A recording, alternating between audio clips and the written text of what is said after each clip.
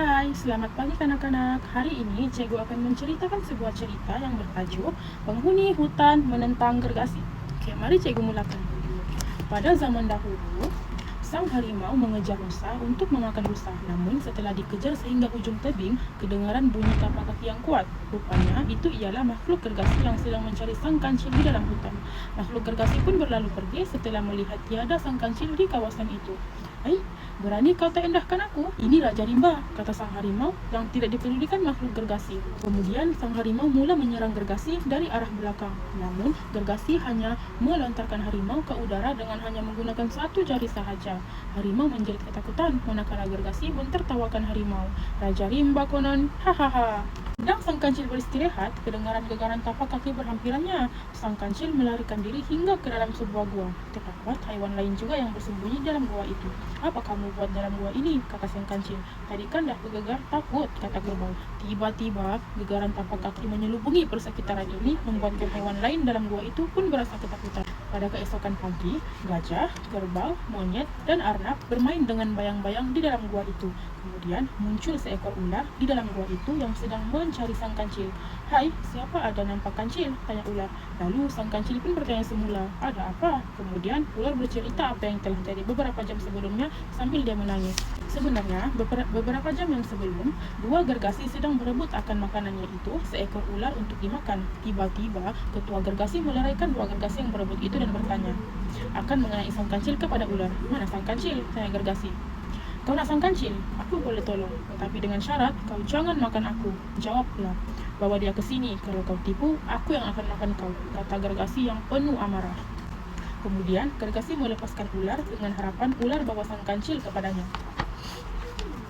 Sang kancil menjumpai gergasi-gergasi itu. Sang kancil kembali takut karena terdapat 3 gergasi yang dia perlu kalahkan. Tiba-tiba, sang kancil tertangkap oleh anak gergasi. "Kancil, akhirnya dapat juga kau," kata ketua gergasi. "Kau ingat kau paling besar, paling kuat? Ada raksasa yang lagi besar lah, lagi kuat dan lagi ganas dari kau," kata sang kancil. "Hah, mana raksasa tu?" kata gergasi semula. "Biar aku tunjukkan," jawab sang kancil dengan keberanian. Para gergasi pun menuju ke tempat di mana raksasa yang kancil itu katakan berada. Harimau datang dan jatuh pingsan di hadapan hewan-hewan lain. Gajah pun mengangkat harimau masuk ke dalam. Seterusnya, setelah sampai di hadapan gua, gergasi melempar sang kancil ke dalam gua untuk membawa keluar raksasa yang dikatakan oleh sang kancil itu. Sang kancil yang dibaling oleh raksasa itu berlanggaran dan mengenai harimau, mengakibatkan harimau mengaum keras sehingga keluar mendengar ngaumannya. Kemudian, sang kancil membuat rancangan bersama hewan lain untuk mengusir para gergasi.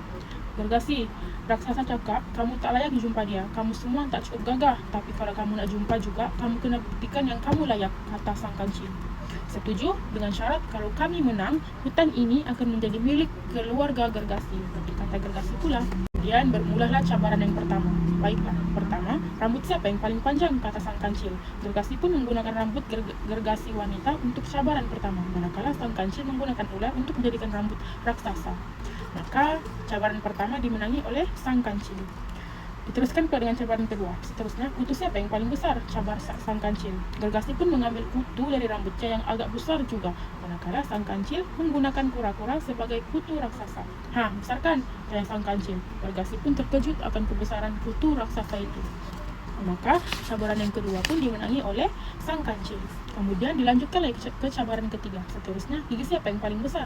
Cabar sang kancil. Gergasi menepuk kepala gergasi muda untuk mencabut gigi gergasi muda. Kemudian sang kancil memanggil raksasa di mana monyet mengambil rangka tulang haiwan dijadikan sebagai gigi raksasa.